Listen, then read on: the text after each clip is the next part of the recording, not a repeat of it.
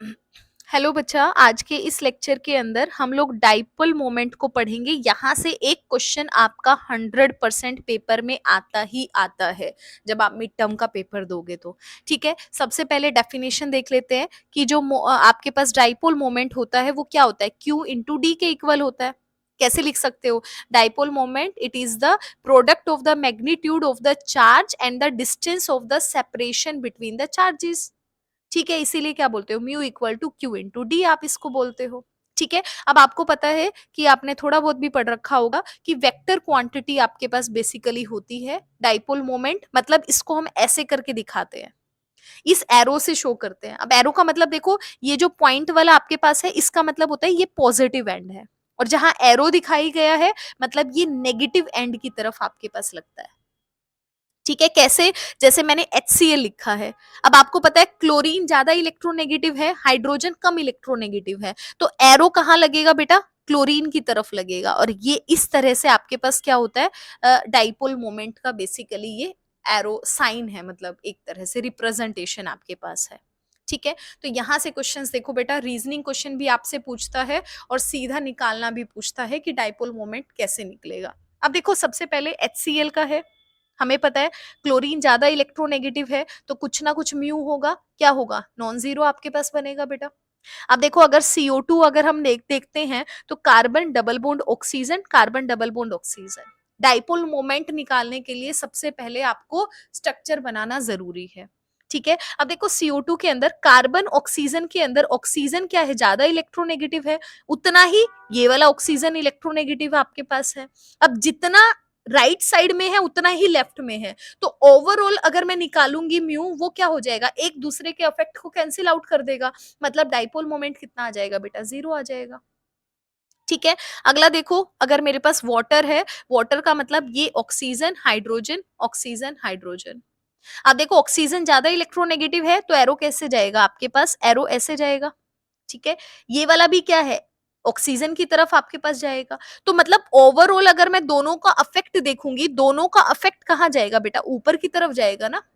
ठीक है, मतलब यहां पर भी म्यू की वैल्यू आपके पास क्या रहेगी? नॉन जीरो रहेगी। अगर वाटर के अंदर मैं बात करती हूँ, एग्जैक्ट वैल्यू 1.85 डी आपके पास आती है। ठीक है, अब देखो, अगर मुझे BeF2 की निकालनी है तो बेरिलियम है, इधर F है, इधर F है, दोनों सिमेट्रिकल है। फ्लोरीन सबसे ज्यादा इलेक्ट्रोनेगेटिव है, तो इतना ही यहाँ पर साइन ऐसे रहेगा, सेम अफेक्ट रहेगा, कैंसिल आउट करेंगे, मतलब म्यू की वैल्यू आपके पास क्या बनेगी? जीरो बनेगी। बेटा ये आपका सीधा सा फंडा है, ध्यान में रखो। अगर कोई भी सिमेट्रिकल ज्योमेट्री आपके पास होती है, ठीक है, मतलब जो हम बोलते हैं ना बॉन्ड पेयर आपके पास जीरो हैं, आपके बॉन्ड पेयर आपके पास जितने भी हो, लोन पेयर जीरो आती है, जो सिमेट्रिकल ज्योमेट्री होती हैं उन सब के अंदर अगर एटम आपके पास सराउंडिंग में सेम है तो म्यू की वैल्यू हमेशा जीरो आएगी। जैसे एग्जांपल और देखो, मेरे पास BF3 है, तो BF3 आपके पास ये होता है। ठीक है, आपके पास देखो क्या बनेगा, बोरोन फ्लोरीन ऐसे करके बनेगा, इनका भी इधर बनेगा, इनका भी इधर बनेगा, क्योंकि फ्लोरीन ज्यादा इलेक्ट्रोनेगेटिव है। अब देखो, ज्यादा इलेक्ट्रोनेगेटिव है तो अगर मैं इन दोनों फ्लोरीन्स की बात करती हूँ नीचे वालों की, तो इनका रिजल्टेंट वेक्टर कहाँ आएगा? ऐसे नीचे की तरफ आएगा ना बेटा, नीचे की तरफ। अब एक ऊपर की तरफ है, एक नीचे की तरफ है, अगर ओवरऑल मैं बात करूंगी तो आपके पास अफेक्ट को क्या करेंगे? कैंसिल आउट करेंगे, तो म्यू की वैल्यू क्या हो जाएगी? जीरो हो जाएगी। ठीक है, मतलब अगर ट्राइगोनल प्लेनर आपके पास है, चारों तीनों के तीनों एफ है, तो म्यू जीरो है। बिना सोचे समझे लिखना है।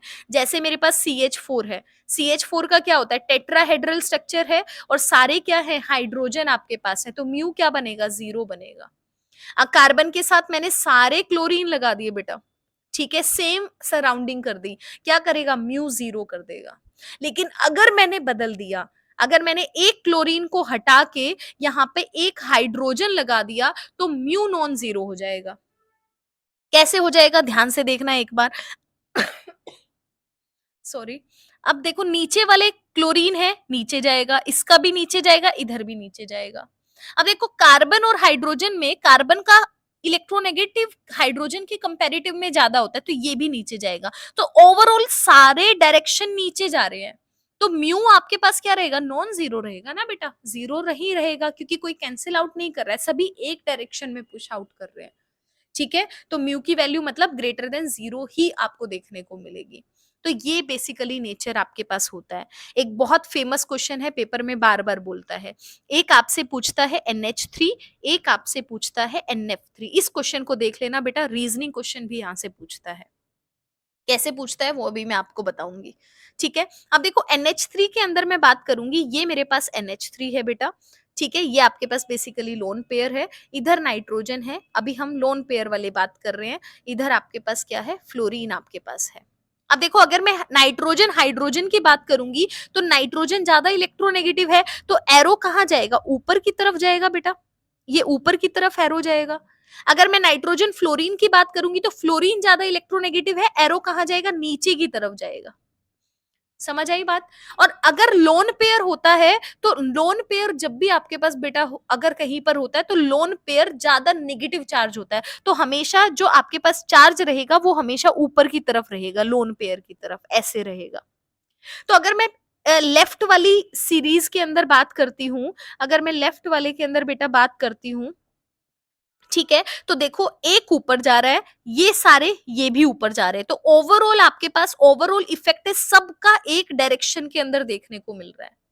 तो म्यू की वैल्यू कहीं ना कहीं क्या होगी, ज्यादा होगी ना बेटा आपके पास। और यहां जब आप म्यू निकालते हो, म्यू की वैल्यू 1.47D आपको देखने को मिलती है। लेकिन जब आप NF3 के अंदर देख रहे हो तो ध्यान से देखना, तीन नीचे की तरफ जा रहे हैं, तो ओवरऑल क्या है, तीन का नीचे की तरफ है, लेकिन एक ऊपर की तरफ जा रहा है, तो एक का ऊपर की तरफ है, तो कुछ ना कुछ कैंसिल आउट होके ओवरऑल आपके पास क्या बनेगा, इसके कंपैरिजन में NH3 के कंपैरिजन में क्या रहेगा, म्यू की वैल्यू रहेगी, और वो आपके पास होती है 0.24। आपसे क्वेश्चन में यही पूछता है, यहां से कम 4-5 तरह के क्वेश्चन पेपर में पूछ चुका है। पहले पूछ चुका है कि NH3 का डाइपोल मोमेंट बताओ, जीरो होगा नॉन जीरो होगा, NF3 का बताओ। अगला क्वेश्चन पूछा था NH3 का डाइपोल मोमेंट ज्यादा होता है या NF3 का होता है, किसका ज्यादा होता है। एक बार क्वेश्चन में पूछा गया NH3 का डाइपोल मोमेंट ज्यादा होता है, दोनों का सेम स्ट्रक्चर है, फिर भी NH3 का डाइपोल मोमेंट ज्यादा है NF3 से, क्यों होता है वो आपको इसी से बताना है, कि सारे के सारे लोन पेयर वाला भी ऊपर जा रहा है, ये डायग्राम से आप समझा सकते हो। ठीक है, तो अलग अलग फॉर्म में यहाँ से क्वेश्चन आपसे पूछा गया है, तो यहाँ से रीजनिंग क्वेश्चन बेटा बहुत बनता है आपके पास जब भी हम डाइपोल मोमेंट की बात करते हैं तो। ठीक है, तो डाइपोल मोमेंट से आप लोग क्वेश्चंस को अटेम्प्ट कर सकते हो। तो मैं आपको एक क्वेश्चन दिखाती भी हूँ एक बार, डाइपोल मोमेंट से, जैसे इसी यही वाला क्वेश्चन बता देती हूँ किस फॉर्म में पूछा गया था। क्वेश्चन में पूछा गया, एक क्वेश्चन बता देती हूँ इसमें से, विच out of NH3 and NF3 has higher dipole moment and why। इस तरह से आपसे क्वेश्चन पूछता है। ठीक है, आई होप आप लोग इसको एक्सप्लेन कर देंगे बेटा बहुत अच्छे से। तो ये इंपॉर्टेंट है डाइपोल मोमेंट का। जैसे एक बार क्वेश्चन पूछा गया, NH3 molecules has the higher dipole moment than the NF3, although NF जो आपके पास बॉन्ड है ये ज्यादा पोलर आपके पास होता है आपके पास NH के कंपैरिजन, फिर भी इसका डाइपोल मोमेंट ज्यादा है। क्यों है वो मैंने अभी आपको समझाया है। तो क्वेश्चन को पूछने का तरीका अलग है, लेकिन क्वेश्चंस आते यहीं से है। तो ये क्वेश्चन सबसे ज्यादा पूछने वाला क्वेश्चन है जब जब हम इसकी बात करते हैं, डाइपोल मोमेंट की बात करते हैं। तो डाइपोल मोमेंट के साथ बेटा एक बॉन्ड एंगल भी जरूर पढ़ना आप लोग, बॉन्ड एंगल पे ध्यान जरूर देना है। बॉन्ड एंगल का एक छोटा सा पार्ट बताती हूँ, सबसे इंपॉर्टेंट क्वेश्चन इसे जरूर करना है, बाकी कुछ करो या ना करो। ठीक है, क्वेश्चन के अंदर आपके पास आता है CH4। CH4 क्या होता है, टेट्राहेड्रल स्ट्रक्चर है बेटा। ठीक है, आपके पास वाटर है, वाटर कैसा है, बैंड स्ट्रक्चर आपके पास है। अमोनिया है, कैसा होता है, पिरामिडल स्ट्रक्चर आपके पास होता है। तो इनका जो डाइपोल मोमेंट है किसका ज्यादा होता है, सॉरी किसका बॉन्ड एंगल कम है, किसका बॉन्ड एंगल ज्यादा है, ये आपको पता होना चाहिए। तो यहाँ पे ध्यान में रखना, CH4 के अंदर आपके पास डाइपोल मोमेंट है 109.5 होता है, अमोनिया के अंदर 107 आपके पास होता है, वाटर के अंदर 10.5 होता है। एक BF3 भी कई बार पूछता है या BH3 पूछता है। BH3 ट्राइगोनल प्लेनर है मतलब कितना होता है 120 होता है। तो ये ध्यान में रखना बॉन्ड एंगल बेटा, ठीक है। यहाँ से पूछता है किसका बॉन्ड एंगल कम है किसका ज्यादा है, इस तरह से क्वेश्चन यहाँ से बेसिकली पूछता है। और बॉन्ड एक इसी के साथ एक चीज और, बॉन्ड ऑर्डर भी मुझे याद आ गया जो हमने मॉलिक्यूलर ऑर्बिटल थियरी से पढ़ा था। वहां पे ध्यान में रखना बेटा, बॉन्ड ऑर्डर जितना ज्यादा होता है उसकी बॉन्ड डिसोसिएशन एनर्जी उतनी ही ज्यादा होती है।